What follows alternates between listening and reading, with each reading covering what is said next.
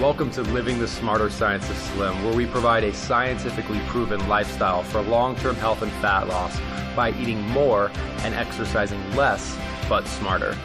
Eat smarter, exercise smarter, live better. I am so ready for that. Hey everyone, welcome to another bonus Smarter Science of Slim podcast. Very, very excited about today's show. We have truly a expert, world-renowned expert on an area that I am not at all an expert in. So it will be a wonderful opportunity for us to live better and learn to live better in ways that I have not been able to help with historically. He is America's most popular pediatrician and assistant professor of pediatrics at the USC School of Medicine. Thousands of specialty trained Happiest baby educators teach his work across America. He's been featured on Good Morning America, Dr. Oz, The Today Show, The View, CNN, blah, blah, blah, all kinds of good stuff. He's doing good work. He is the founder of the Happiest Baby and Happiest Toddler series of both DVDs and books. You can learn all about all of his work at thehappiestbaby.com. Dr. Harvey Karp, thank you so much for coming on the show. Thank you, Jonathan. It's good to talk to you. And you'll know a lot more about little kids. I know right now you probably just see them walking by and feel like, oh my God, they're aliens in your life. But we were all there once. Well, and certainly we all have that shared beginning, and we also probably share in a little bit of uncertainty about what to do with these little people. What are some of the biggest misconceptions you see about the standard take people have on small people? Well, so a lot of the work I do is about babies, meaning in the first 3 or 4 or 5 months of life. And the biggest misunderstanding there for new parents is to think that the baby is ready to be born after 9 months in the womb. God knows we're ready to have the baby after 9 months. But from the baby's perspective, they're actually sort of evicted from the womb. They're born 3 months before they're really fully ready for the world. And what that means as a new parent is that you're going to be holding your baby and rocking your baby and carrying your baby much more than maybe you anticipated. In fact, you're going to be really those first 3 or 4 months, you're like one big walking uterus, trying to give the baby all of the sensations that they had inside the womb. And in terms of being a walking uterus, I've been told by my friends that do have babies that you use the word happiest in the title of all your work, and caring for, trying to be a uterus sometimes doesn't make the parent the happiest in the world. What are some things we can do to maintain our happiness while approximating a uterus? Well, so, I mean, there are three main things that kind of torpedo your happiness when you're a new parent. One is if you're not able to feed your baby successfully. And so there's lots of help and support for doing that. The second thing is if you're exhausted. And the third thing is if you're dealing with a crying baby that goes on and on and on. I mean, crying babies and exhaustion actually, besides being, a terrible burden on new families, can trigger all sorts of serious problems like postpartum depression and child abuse and even crib death. And so the good news is that through the Happiest Baby work, what I've been able to start teaching parents is that babies are born with an off switch for crying and an on switch for sleep, or I should say a relative off switch and on switch for sleep, called the calming reflex. Babies have like over 70 reflexes that are inborn behaviors that are there on the very first day of life, like crying and sucking and blinking. But no one ever knew before this work came out that they're also born with a calming reflex that is activated by imitating the baby's experience in the womb. And the big surprise about that was that the experience in the womb is not quiet and calm. It's really a symphony of sensations with constant, strong sounds. It's a even deeper sound, kind of a sound like that. Constant touch and holding and jiggly motion when the baby's in the womb and you're walking or going about your business. And so to put the baby in a quiet room on a flat bed by themselves is actually like locking you in a dark closet. It's sensory depriving, and that really makes the babies go crazy, and that makes them cry and wake up all the time, which makes us go crazy. Dr. Karp, in the adult world, there's been a big push towards getting back to basics, whole foods, natural, ancestral approaches. Certainly there's been a lot of technological investment or advancements when it comes to dealing with children and babies. What are your thoughts in terms of the balance between all of these technologies we have now with infants and keeping it, getting back to basics, more natural approaches? Well, you know, I mean, I'm an omnivore. I'm going to take some of the technology and I'm going to take some of the basics. We've kind of gotten seduced into thinking that everything is about technology. And as a backlash or a swing of the pendulum, some people now have gone to thinking that everything old is good. And you know, you have to be critical and skeptical of everything that comes out, and try to use your best common sense and the best evidence. So, for example, with baby calming, a lot of parents are taught there's nothing you can do to calm your baby down when they're crying. But there's actually a tribe in Africa that's been shown to be able to calm their crying babies in under a minute, 95% of the time. And one of the techniques to use to calm your baby down is a very ancient technique called swaddling, which is wrapping your baby up with their arms really snug in a big square blanket. And it turns out there's even controversy today about swaddling. Some people say, oh, it imprisons the baby, or it doesn't allow the baby to start using their hands and gesturing or sucking on their fingers, which is true. It will keep them from doing that. But you have to remember that a baby isn't fully ready for using their body yet, and they're more likely to smack themselves in the face accidentally than to be able to really suck on their fingers. And so using ancient techniques like that, combined with new techniques like using white noise, for example. I recommend that all babies for the entire first year of life sleep with a white noise in the background, this rumbly, deep white noise. Actually, most apps and white noise machines don't even make the right sound. They're too high pitched. You need a rumbly, deep sound, and we made that especially on a CD of white noise. But what that does is it helps babies, even helps parents to sleep longer. And so that's kind of using new technology as well as the old technology of swaddling to really get the best sleep possible. Digging further into the new versus old, or new combined with old, when we think about how babies and children in general eat, there's children's menus, and in many ways a child's menu is defined by being saturated with garbage. I mean, like why is a child's cereal a child's cereal? Sometimes they have junk also, so it isn't only garbage. so what I mean, there's no shortage of evidence that companies that manufacture things that are edible may not always have our health at the forefront of their mind. How is this demonstrated when it comes to, or is this demonstrated when it comes to baby foods, baby formulas, things like that? Well, you know, that's a great area where back to basics is really your cornerstone. So starting out with breastfeeding, if you can. Not everybody succeeds with that, but it's certainly what you should be trying to do, because breast milk, you know, it's following a recipe that was set in place a million years ago. I mean, it has things in it that we don't even know. I mean, immune factors, immunoglobulins, white blood cells fighting infection, all sorts of special ingredients to help the baby grow up strong and healthy. Likewise, as we're introducing foods to a baby's diet as they get older, in general, the less it's been processed, the better it's going to be for babies. The more it comes out of a box and out of a factory, the more likely it is to have added fat, sugar, and salt, which clearly we have an overabundance of in our diets, and in fact can misdirect the child's growth and their health early on, which can have even long-term repercussions. So in general, back to basics, and the more natural the diet, even organic. I mean, a study was done up in your neck of the woods in Seattle, looking at the urine of children who were fed organic food versus conventionally grown food. And there was a several-fold increase in pesticide in the urine in children who were given the conventional foods just from the local grocery store.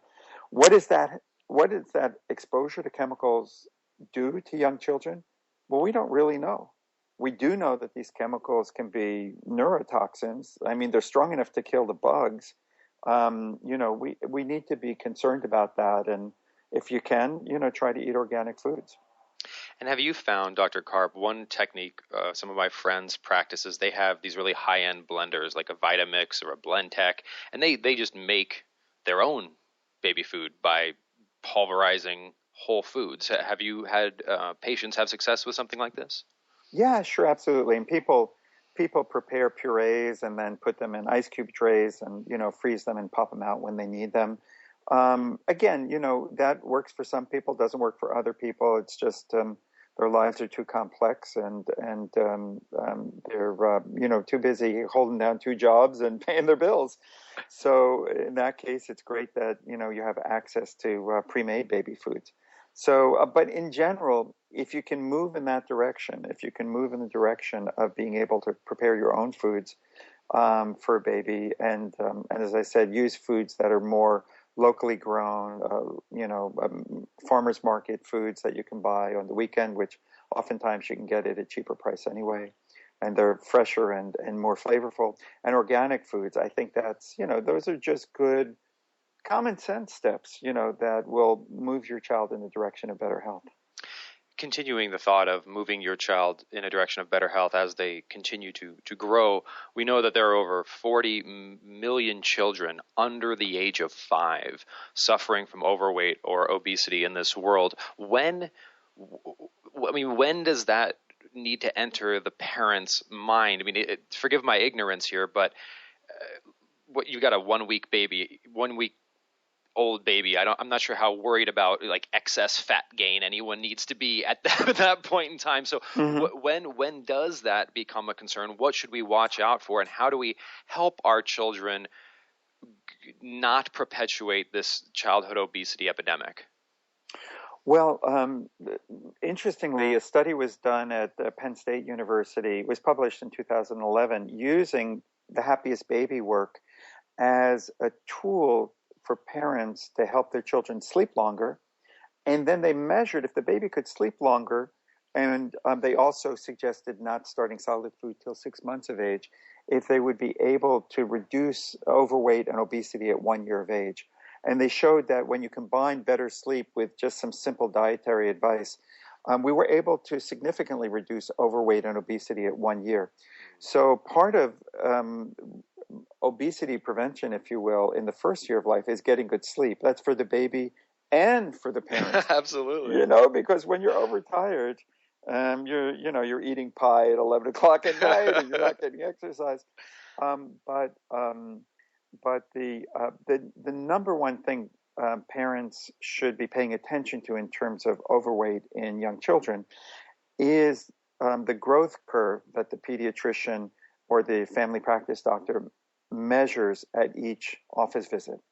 If the child is basically following their growth curve, they're kind of growing the same approximate number of pounds per month that every other child is growing at, then there's usually no need to worry about obesity. If your child is really stacking on the pounds and zooming and accelerating with their weight gain, then that's when we get alarmed and take measures to slow down the weight gain.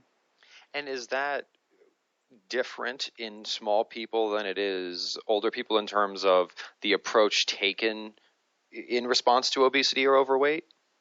Well, it's different in the sense that, babies tend to have baby fat. They tend to have rounder faces and, kind of double chins oftentimes. So one can misread the normal signs and think their baby is overweight or obese when they're really not. And so it helps to kind of clear the confusion if rather than just using your normal markers of the way the child looks, you kind of follow the growth chart. And the other reason for that is that kids go through growth spurts. So sometimes they do pork out and they are more rotund. And then they go through, 3 or 4 months of not putting on any weight. So they grow in the stepwise fashion. So it's important to watch their weight over, some period of time before you jump into any conclusions. Well, Dr. Karp, we talked about food, and let's move to talk a little bit about movement. We talk about children needing to be active and move around. When does that start? Like how young are people when they need to start, or we need to start consciously thinking about movement and physical activity? Well, with little kids, I mean, once they crawl and then they start to walk, I mean, there's no stopping them. So they're, you wind them up in the morning and they're just gone.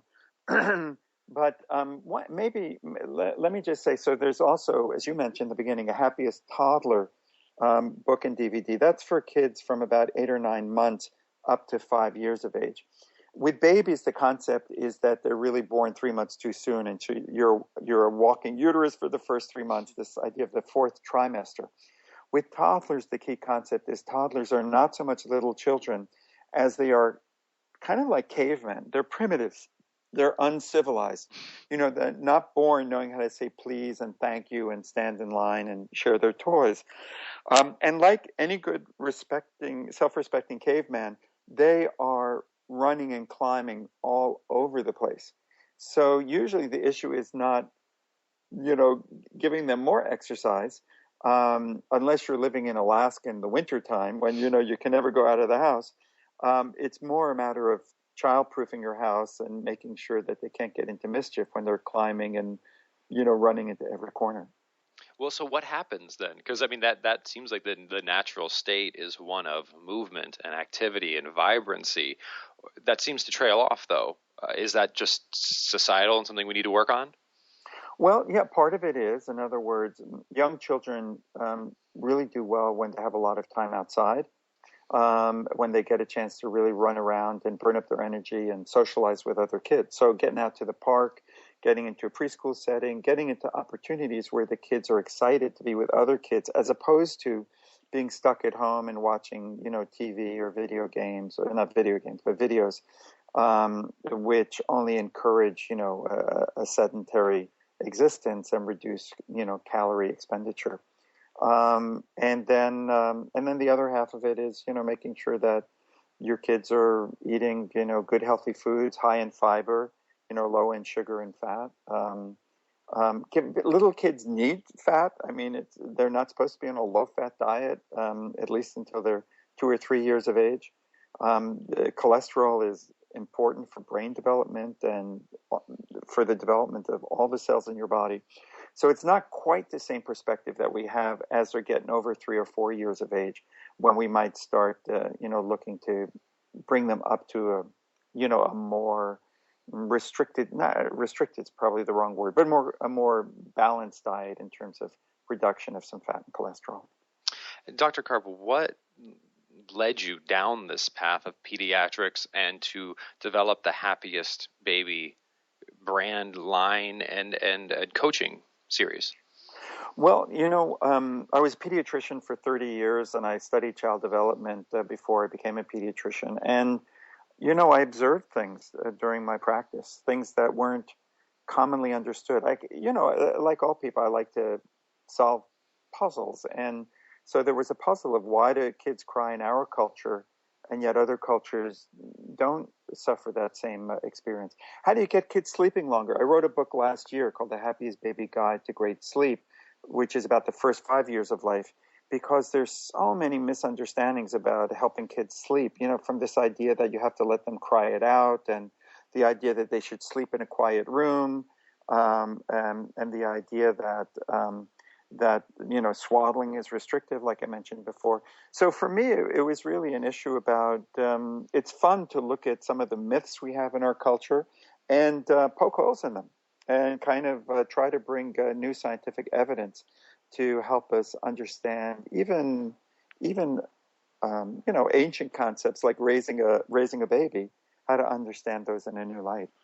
I love bringing simplifying science so that we can bring it to the surface. And what's next for you, Dr. Karp, in the sense of simplifying science? So for me, I have lots of research projects going on right now to demonstrate how the baby work not only helps parents to to cope with their young babies and feel successful, but also to prevent serious problems like child abuse, shaken baby syndrome, where babies are actually brain injured, and things like postpartum depression. And so for me, what's exciting now is spreading that word. We have now about 3,000 Happiest Baby educators teaching in hospitals and clinics across the U.S. and in 10 other nations. Parents take childbirth classes learning how to have the baby, and now they can take classes to learn what to do after the baby's born. And so for me, that's the big push for this next year, is to help more parents learn about these approaches. And for the parents that do want to learn more about these approaches, or for expecting parents or soon-to-be parents that want to be equipped, where can they go to learn more info? So there's lots more information on my website, which is happiestbaby.com. Wonderful, wonderful. Well, folks, his name is Dr. Harvey Karp. Dr. Karp, thank you so much for joining us today. It's been an absolute pleasure. Yeah, thanks, Jonathan. Great talking with you. Listeners, I hope you enjoyed today's show as much as I did, and please remember, this week and every week after, eat smarter, exercise smarter, and live better. Chat with you soon. Wait, don't stop listening yet. If you like the podcast and if there's other ways we can help you, please join us in the Smarter Science of Slim support group, which is freely available at the Smarter Science of Slim website, smarterscienceofslim.com. There you'll find all kinds of free recipes and success stories and just all kinds of fun stuff, like how to help your kids go sane and just great community content.